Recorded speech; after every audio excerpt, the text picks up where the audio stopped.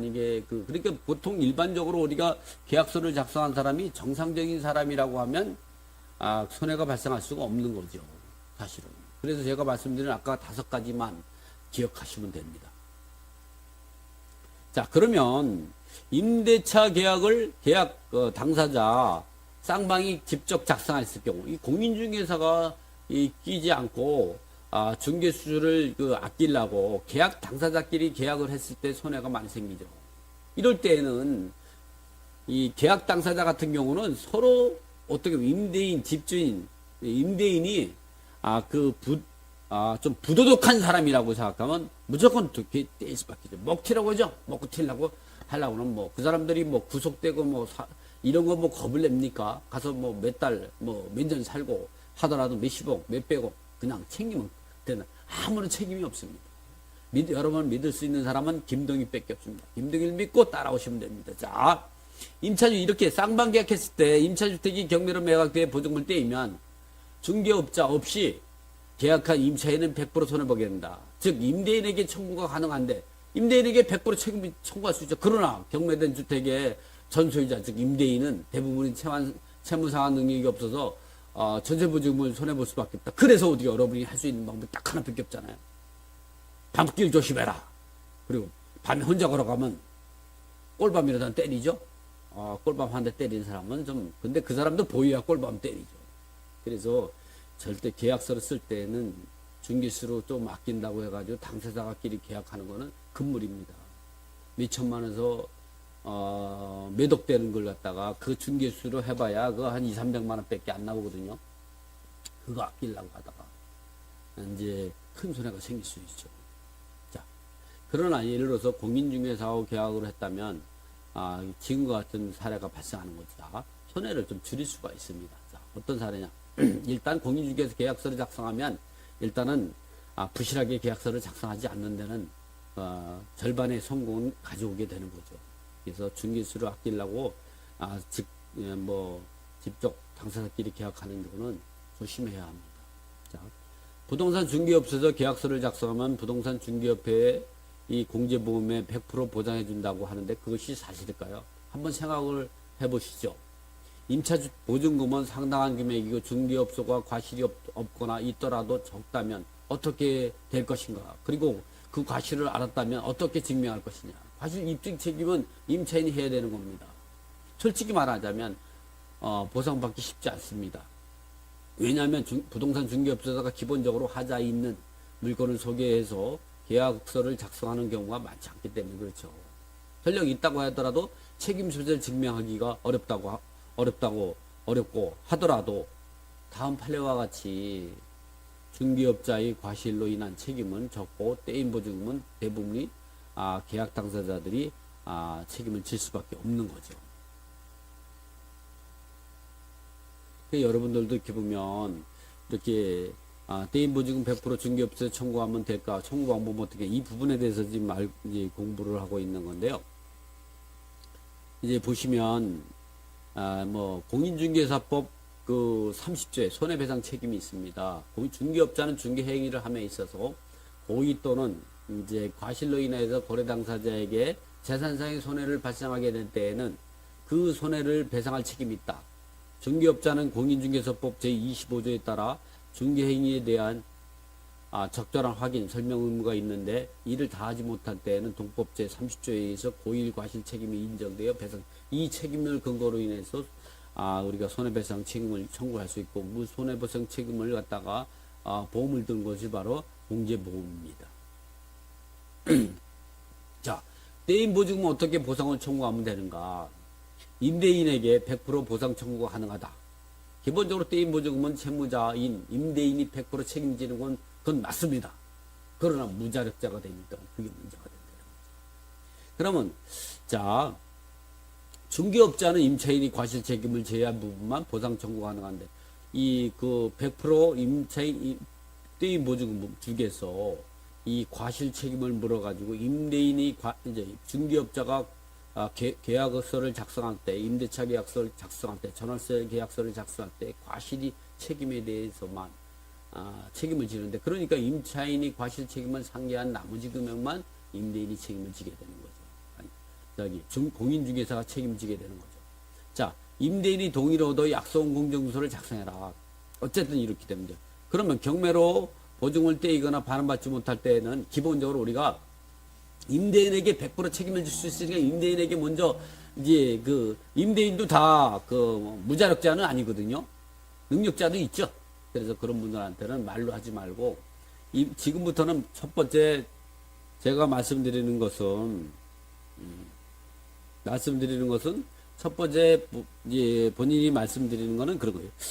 그 임대인에게서 청구할 수 있는 부분들은 먼저 청구하고 그러지 않고 거기서 해결 안 되는 거는 또 공인중개사에게 손해배상 청구하는 방법을 해요. 1차적으로 이제 그 손해배상 책임을 그 임대인에게 청구하는 때는 반드시 약속원 공정서를 돈 준다 보증을 준다 말로 하지 말고 약속원 공정서를 작성해라. 이 약속 공정서는 당사자 간의 합의 문건을 바탕으로 약속어음을 만든 뒤 공중사무실에 가서 공중사무실이 맞죠? 법원 근처에 맞습니다.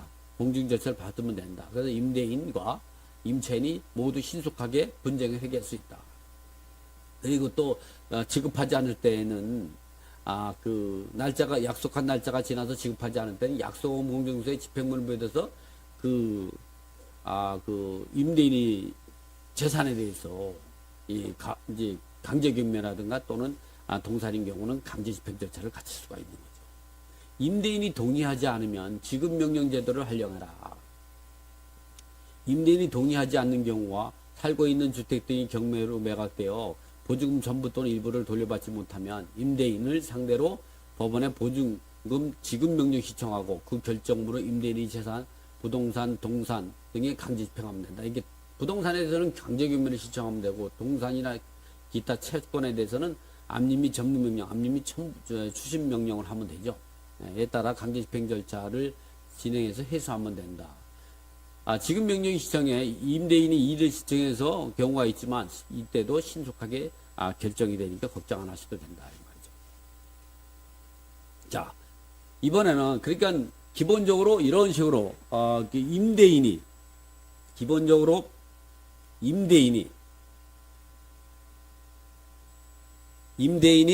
보증금을 반환하지 않을 때, 보증금을 반환하지 않을 때, 임대인이 보증금을 기본적으로 반환하지 않거나, 이제 전세 보증금을 떼었다. 그럴 때, 기본적으로 임대인과 공인중개사를 두 사람한테 청구할 수 있는 방법을 가져야 합니다. 그 중에서, 임대인은 임대인대로 또는 공인자 두 개를 동시에 청구할 수 있는 게 좋죠. 일차적으로 임대인이 동의해 준다면 동의해서 이제 그 약속금 공정서를 받아가지고 날짜 있는 약속금 공정서를 받도록 하십시오. 그리고 국밥공주님 추천 감사합니다. 공인중개사랑 두 사람을 공동으로 압박을 가해서 전세보증을 반환받는 방법이 좋죠. 일단은 임대인에게 그 보증금을 반환받는 방법은 일단은 임대인이 동의해 준다면 날짜에 있는 이제 공증하면서 약속금 공증서를 받도록 하십시오. 근데 동의를 안 해준다 그러면 지급명령 시청제도를 이용해서 집행문을 부여받아 가지고 그 임대인이 부동산이 있다면 강제규명에 시작할 수 있고 부동산이 있다고 해도 숨기거나 또는 없다 그러면 그 임대인이 재산을 찾아야죠. 이 동산을 찾거나 또는 이제 금융기관을 갖다가 압류할 수 있습니다. 그러면 그 임대인이 통장을 거래할 수가 없죠. 그래서 그런 부분도 할 수 있으니 1차적으로 그렇게 하고 2차적으로는 공인중개사의 과실치금을 물어가지고 손해배상 청구를 할 수가 있죠. 그럼 그 부분은 이제 지금부터 시작합니다. 자, 떼인 보증금을 중개업자에게 청구하면 어떨까? 중개업자의 고의 과실로 발생한 보증금 보상 청구 방법은 떼인 보증금을 보상 청구하는 방법은 임대인에게 앞에서와 같이 100% 지급 명령을 신청하면 된다. 그러나 임대인에게 세무 상환 능력이 없다면 중개업자를 산하로 손해배상 청구를 하면 된다. 이때 소장에는 피고 1, 중개업자 아무개, 공인중개사 아무개 이렇게 하는 거죠. 아무개와 피고, 즉 2, 한국공인중개사협회를 기재하고 또는 가로 열고 피고의 임대인까지 포함해가지고 피고를 3명으로 하는 거죠. 손해배상 판결을 얻어서 그 판결문을 국밥공주님 가지고 추천 부동산 감사합니다. 중개업회에 청구하면 된다. 부동산 중개업회는 협회 공제보험으로 지급하고 중개업자의 과실 비율이 높은 경우에 한해서만 공인중개사 또는 계약서를 쓴 부동산 중개업자에게 업소에게 직접 구상권을 청구하기도 한다. 대부분이 이제 금액이 작거나 또는 사소한 부지로서 손해를 발생한 경우라고 하면 공인중개사 협회에서 이 공인중개사의 부동산 중개업자 즉 공인중개사에게 과실 책임을 묻는 경우는 거의 없습니다. 자, 이번에는 법원이 실무관행상 인정되는 중개 의뢰인이 과실 참작 비율은 어떤가? 선순위 근저당권을 예를 들어서 이런 겁니다. 선순위 등기부에 선순위 채권 근저당권으로 인해서 경매가 진행돼 손해가 있게 된 임차인의 경우에는 법원의 실무에서는 임차인의 과실 책임을 대략 30-40%, 임대인의 과실 책임을 60에서 70% 묻게 되죠. 그러나 중개업자의 과실을 증명하기 어려운 사항이 되면 그 보상 비율은 10%에서 20% 정도밖에 안 되는 거죠. 이러한 법원의 판단의 근거는 계약 당사자인 임차인에게 과실 책임이 많고 계약할 땐 계약 당사주의에 따르기 때문에 임차인이 계약 당사자가 과실 책임이 제일 많은 겁니다.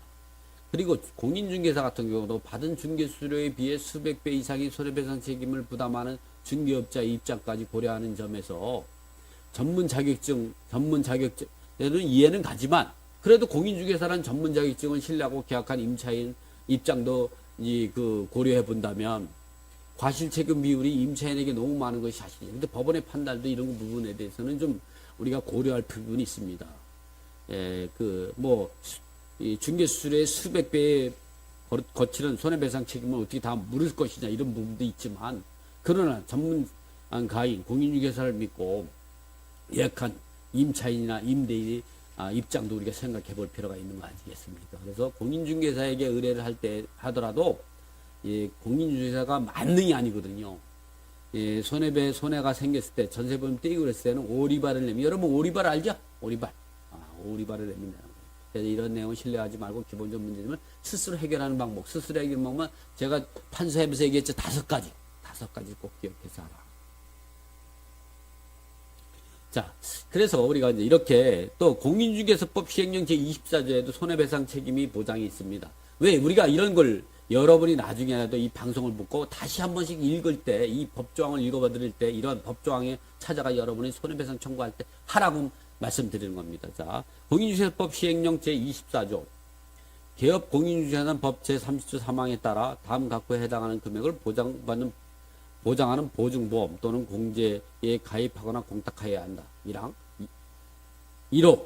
법인은 개업 공인중개사 2억 이상. 다만 분사무소를 두는 경우는 분사보다 1억에 추가를 해야 되고 법인이 아닌 개인 같은 경우는 1억 원 이상 공제보험을 들도록 되어 있기 때문에 여러분이 그 한도 내에서 무조건 공제보험을 다 인정되는 것이 아니라 무조건 인정되는 것이 아니라 과실 책임을 묻는 거죠. 예를 들어 공제보험 1억이 있다고 해서 1억을 다 청구할 수 있는 것이 아닙니다. 예를 들어서 과실 책임이 전세보증이 2억이다. 근데 과실 책임이 예를 들어서 임차인이 50%고 임대인이 50%다. 그랬을 때는 그 50% 즉 1억 원에 대해서 떼인 돈이 2억 중에서 1억을 뜯겼다. 그러면 5천만 원만 청구할 수 있죠. 그 5천만 원이 그 공제보험 1억, 법인은 2억, 그걸 초과할 수가 없다는 거죠. 그 법인에서 보상 청구할 수 있다. 그래서 여러분들이 그런 부분에 대해서 알고 있어야 한다. 이런 부분에서 떼인 보증금 100% 중개업자에 청구하면